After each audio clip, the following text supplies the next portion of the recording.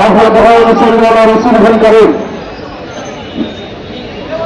সত্তর 91 নির্মাণ সমাজে উপস্থিত আদি ইসলামী ছাত্র আন্দোলন বাংলাদেশের কেন্দ্রীয় সহসভাপতি হোসেন সবাই বলছি আজকে আমাদের এখানে উপস্থিতি বলবে দেশ রক্ষায় মানে অন্যায় যদি ইমান বাঁচাতে হয় দেশকে রক্ষা করতে হবে।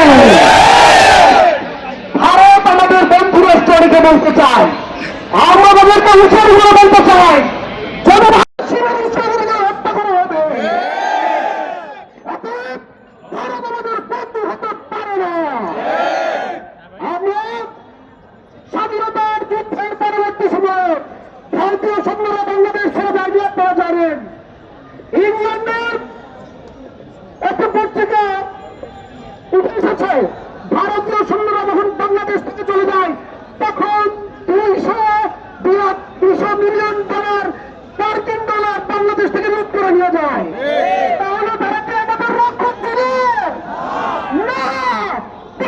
তারা বাংলাদেশকে একটি ছায়া সংগঠনের মতো করে একটি ছায়া রাষ্ট্র করতে দিয়েছিল, নিজেদের সম্পদ মনে করে নিয়ে গেছে। এবং আমরা বলতে চাই বাংলাদেশ কোন আধিপত্যবাদের তলে থাকবে না ইনশাআল্লাহ।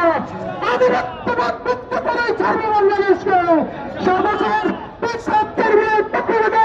আমরা আধিপত্যবাদ বিরোধী আন্দোলন চালিয়ে দেবো ইনশাআল্লাহ।